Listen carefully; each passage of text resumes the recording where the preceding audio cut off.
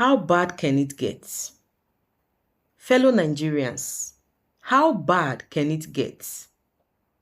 When we are trying to get over the shock of what was done by the federal government, they would come up with another one, making us know that we have not seen anything. How bad can it get? So a tax reform law was passed by members of the National Assembly, and subsequently it was signed by the President Bola Ahmed Tinubu. But before it was signed, it was altered. They altered it, which means what was signed is different from what was agreed upon by members of the National Assembly. Is this not criminality?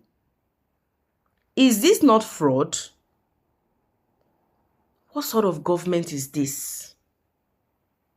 What sort of a fraudulent government is this? Yahoo government. Government of wuru wuru. That is what this is.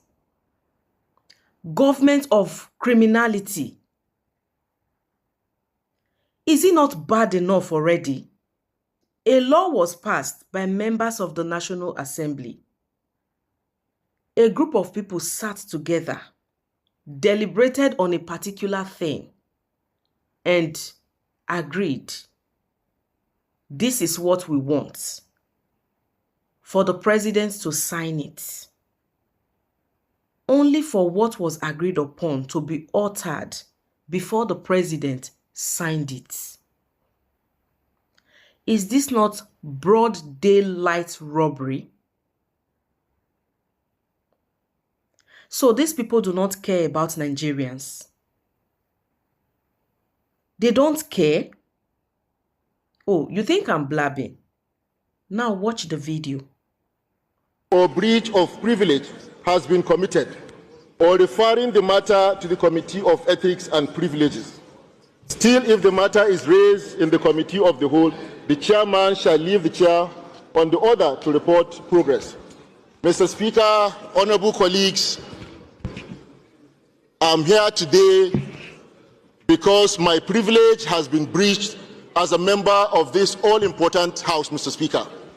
Mr. Speaker, honorable colleagues, we passed the tax laws on this floor, and Mr. Speaker, I took my time in the last 3 days to look at the gazetted past copy, the vote and proceedings of the House of Representatives, and also went an extra mile to look at the vote and proceedings of the Senate of what was harmonized. Mr. Speaker, honorable colleagues, what I passed on this floor is not what is gazetted.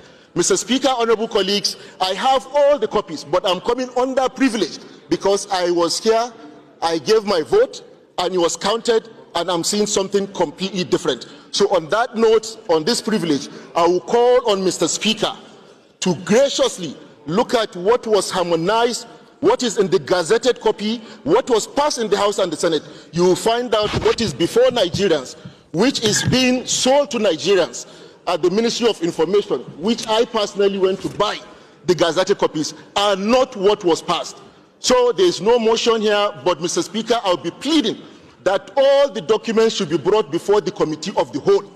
The whole members should see what is in the gazetted, should see what they passed on the floor, so that we can make the relevant amendments. Mr. Speaker, this is the breach of the Constitution, this is the breach of our laws, and this should not be taken by this honorable House. Thank you, Mr. Speaker. I so move.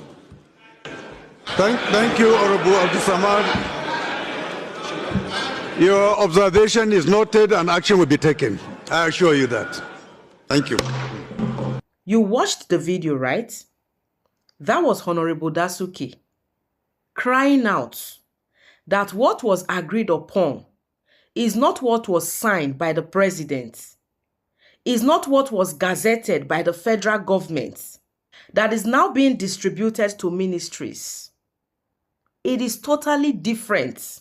It is now a case of what we agreed upon and what the federal government agreed upon, which means they are not corresponding. Totally different. How bad can it get? Sometimes I wonder if these leaders, these so-called leaders, are Nigerians. Don't get me wrong. I am just asking a question. Are they Nigerians? Why are they behaving as if we hired them from across other countries to come and govern us in Nigeria? So they don't understand our pain.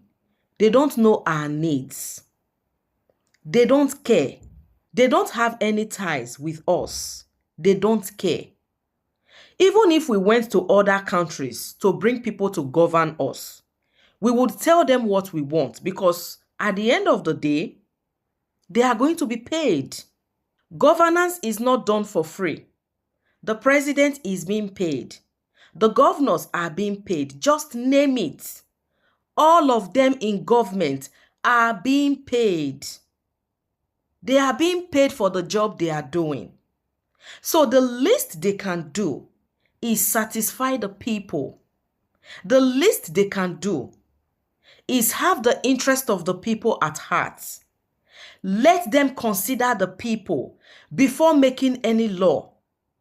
Consider the people before implementing any law. Consider the people before passing any bill into a law. That is the least they are expected to do. Would this favor the people? What do the people stand to benefit from this law? What do they stand to gain from this action? That is the least. That is the least they can do. Otherwise, they are being paid for holding any position they are holding in government. They are being paid. They are not doing it for free. So why can't they for once consider the interest of the people when making any decision? I said it in one of my videos. If you hire someone to take care of your children, it is not your business whether the person loves your children or not. So even if they don't love your children, you are not supposed to know about that. They should hide the hatred they have for your children because you are going to pay them. You are going to pay them for the services they would render. So if not for anything, they would render good services for the fact that they are going to get paid for their services. For the fact that their services would not be for free. So even if these people don't love us, these governments, these so-called leaders, even if they don't love Nigerians, for the fact that they are not there to give laws for free, to execute laws for free, to implement laws for free, to interpret laws for free, they are not doing it freely. So for the payment they would receive, they should do it in a way that the people would be satisfied. That is the least they can do. Are we asking for too much? Are Nigerians asking for too much? So what if this was not revealed? Now I'm even scared on behalf of Honorable Dasuki. The reason I'm scared is, what if they decide to grease his palms? You know what that means. What if they decide to grease his palms to keep quiet? What if? What if?